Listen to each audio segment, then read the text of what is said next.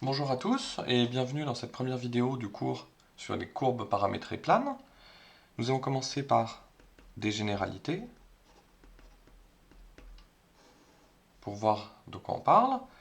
Donc dans tout le chapitre, on note I un intervalle de R non vide et non réduit à un point. Donc un intervalle AB, éventuellement avec des bornes infinies. Il peut être fermé, ouvert, fermé d'un côté, ouvert d'un côté, peu importe. Et on va définir ce que c'est qu'une courbe paramétrée plane.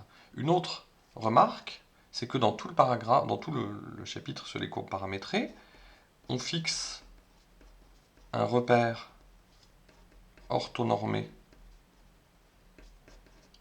OIJ du plan. Et donc, tout point M du plan est repéré par ses coordonnées, c'est-à-dire son abscisse X et son ordonnée Y. Donc, je reviendrai plus dans la suite sur ces deux conventions, le fait d'avoir choisi un intervalle non vide, non réduit à un point, et le fait d'avoir choisi un repère orthonormé. Alors, qu'est-ce qu'on appelle une courbe paramétrée plane? Donc, définition. Une courbe paramétrée plane. Donc, dans ce chapitre, toutes les courbes paramétrées que je vais considérer seront toujours planes. Donc, je ne vais pas toujours répéter ce mot. Elle a donné de deux fonctions continues de I dans R, notées X et Y. On note alors f de t, le couple x de t, y de t, et m de t, le point du plan de coordonnées x de t pour son abscisse et y de t pour son ordonnée. Et l'ensemble des points de la forme m de t avec t appartenant à I, c'est une partie du plan appelée support de la courbe paramétrée.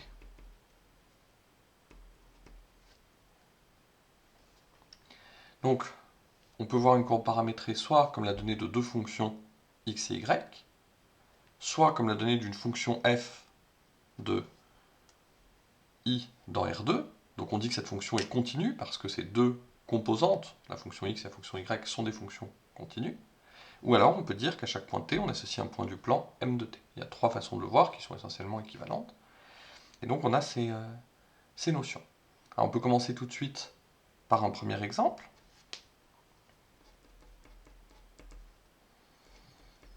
Soit xa, yk, xb, yb, 4 réels. Et on va poser x de t égale xa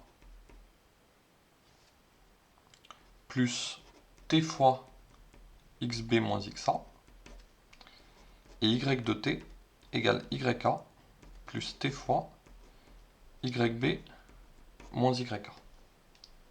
Et on va essayer de comprendre ce qu'est la courbe paramétrée plane associée à ces deux fonctions x et y. Alors, pour ça, on va noter A et B, les points du plan, de coordonnées respectives, xa, yk et xb, yb. Donc par exemple, pour le dessin, je vais prendre un exemple qui est donné dans le poly. Donc dans le poly, on prend xa et YK, tous les deux égaux à 1, et XB, ce serait moins 1, et YB, ce serait 2. Alors, avec ce choix des points, le point XA, YK, donc là, j'ai toujours le repère orthonormé OIJ comme ça.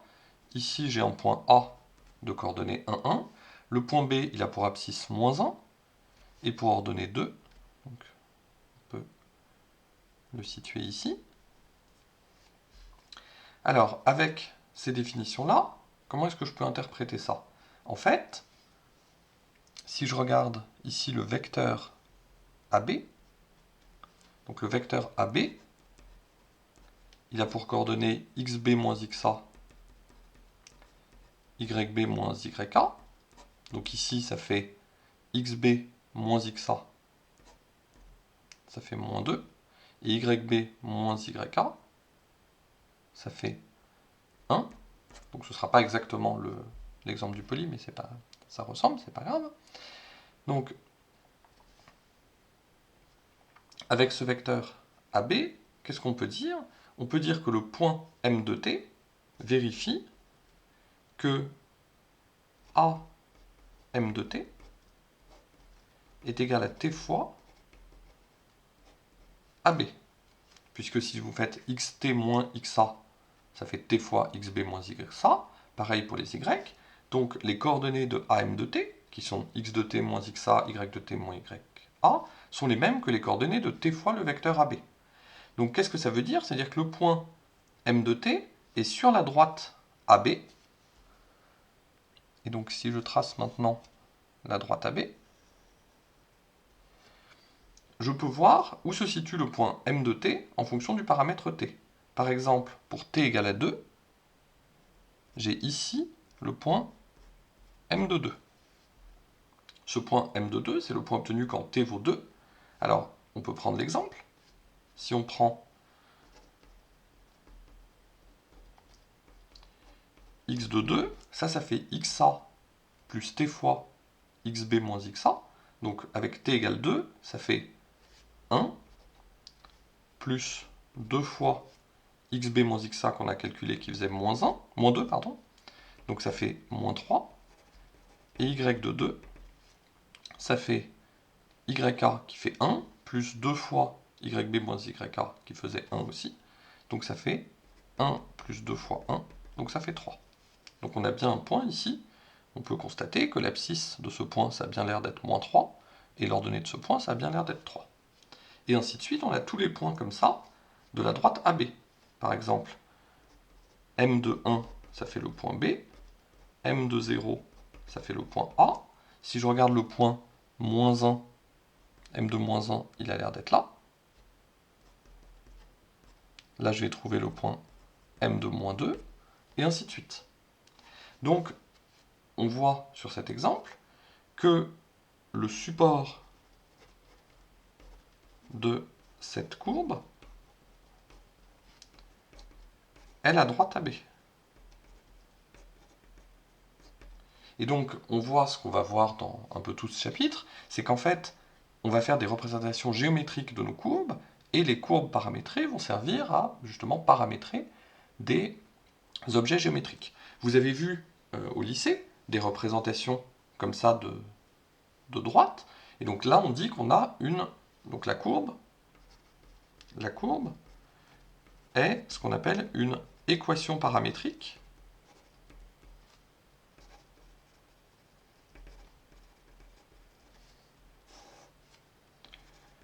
de la droite AB.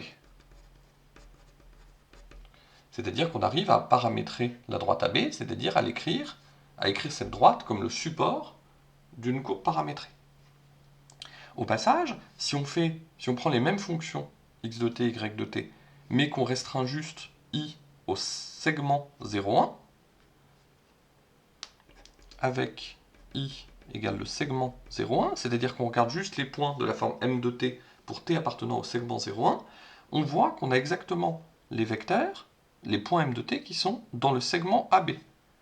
Donc dans ce cas-là, le support est le segment AB. Et puis pareil, si on prenait I égale à R+, on aurait la demi-droite AB, c'est-à-dire celle qui part de A et qui va dans la direction de B, et ainsi de suite.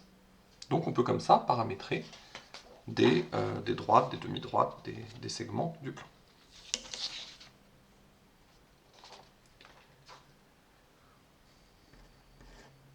On peut donner d'autres exemples, notamment un exemple qu'on va beaucoup utiliser, parce qu'il est très simple, mais en même temps représentatif de ce qui se passe, de poser x de t égale à cos t, y de t égale à sin t, avec i qui est le segment 0 de pi. Alors que se passe-t-il dans ce cas-là? Le dessin est assez facile à faire. On a ici toujours notre repère OIJ. On doit tracer le cercle unité. Et on voit que le point M de t est sur le cercle unité. Et c'est le point qui correspond à un angle t. C'est-à-dire que si ici, on a un angle orienté qui est égal à t, donc bien sûr je suis dans le plan orienté usuel. Si ici j'ai un angle t, dans ce cas-là ici, j'ai le point M de t, avec son abscisse cos t et son ordonnée sin t. Donc là, il est tout à fait clair que le support de cette courbe paramétrée est le cercle unité. Et il faut déjà voir dans cet exemple le fait que la courbe paramétrée contient plus d'informations que son support. C'est-à-dire que non seulement on sait quels sont les points de la forme M de t, ce sont les points du cercle, mais on sait pour chaque t quel est le point associé. Ce qu'il faut voir, la façon dont il faut imaginer une courbe paramétrée, c'est ce qu'on pourrait appeler une interprétation physique.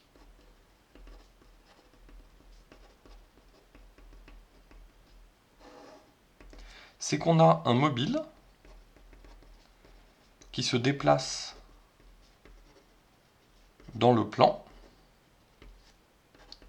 et à l'instant t,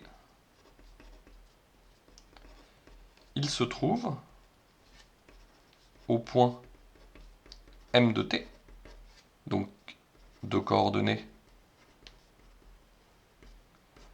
x de t et y de t. Et en fait, la courbe paramétrée,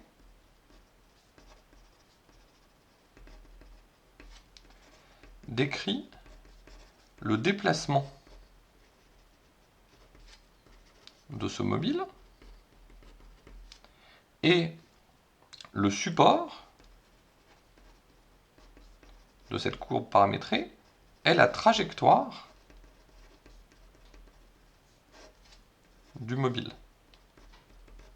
Donc en maths, quand on étudie les courbes paramétrées, on dit support. En physique, on dirait trajectoire, mais c'est exactement la même chose. Qu'est-ce que c'est que la trajectoire? C'est l'ensemble des points par lesquels le mobile est passé. Ce qu'il faut imaginer, c'est que vous avez votre point qui se déplace dans le plan.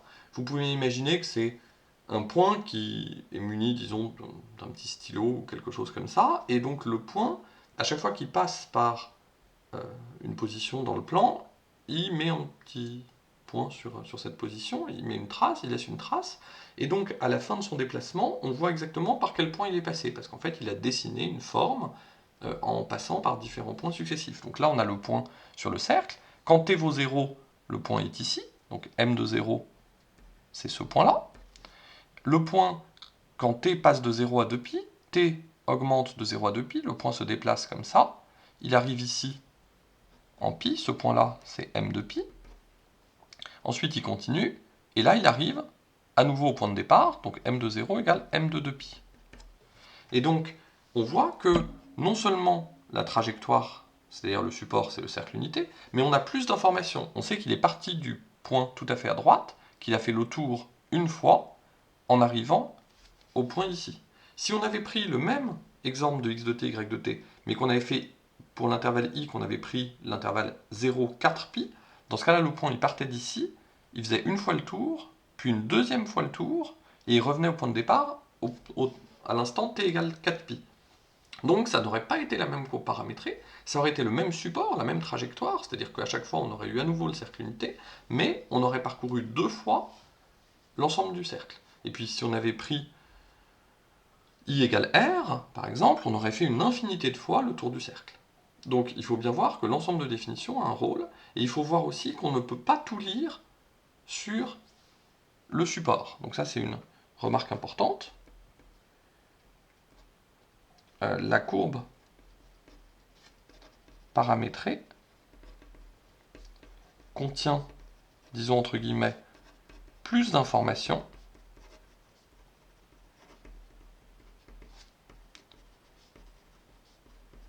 que son support.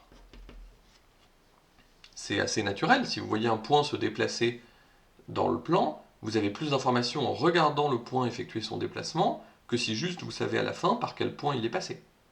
Vous avez une information plus riche si vous avez suivi le déplacement. Alors on peut donner un autre exemple qui est celui d'une fonction. Alors, notons G de I dans R, une fonction continue. On peut poser x de t égale t, y de t égale g de t. Et il s'agit alors d'une courbe paramétrée plane qui en fait est la courbe représentative, bon, le graphe, les deux mots existent, le graphe donc c'est la courbe représentative de la fonction g. Alors pourquoi? On va prendre pour le dessin, on va prendre un exemple dans l'exemple, qui est de prendre i égale à r, et g de t égale l'exponentielle de t. Alors à quoi ressemble la courbe? La courbe de l'exponentielle, c'est quelque chose comme ça. Donc on est toujours avec notre repère OIJ, orthonormé. Si j'ai ici un point T, que je mets en ordonnée G de T, ce que vous appelez d'habitude, ce que vous appeliez au lycée, la courbe représentative d'une fonction G, ou le graphe de la fonction G, c'est l'ensemble des points de la forme T, G de T. Alors précisément, cette courbe représentative, cette courbe paramétrée, on peut être un peu plus précis, c'est une courbe paramétrée dont le support est le graphe de G. Donc le support de la courbe représentative, c'est le support de la courbe paramétrée, c'est l'ensemble des points de coordonnées t et g de t, et ça fait exactement le graphe de la fonction. Donc c'est éventuellement un peu plus riche de parler de courbe paramétrée que de son support, mais là dans cet exemple-là, c'est pas tellement ce qui nous intéresse.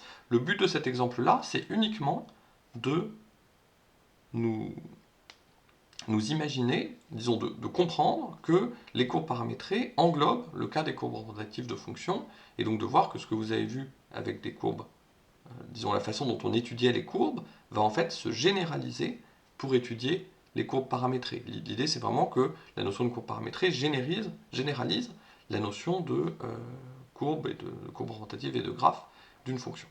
Mais en pratique,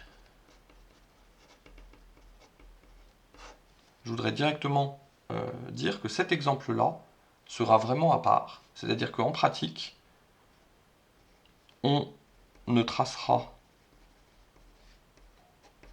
que très rarement, pour ne pas dire jamais, le graphe des fonctions, donc notamment les fonctions x de t et y de t, dans ce chapitre. C'est-à-dire qu'on va voir que ce qui nous intéresse, nous, c'est vraiment ce point de vue-là que j'ai donné ici, c'est-à-dire x de t égale une certaine fonction de t, y de t égale une certaine fonction de t, ce cas particulier sera vraiment un cas particulier qui ne va pas beaucoup nous occuper.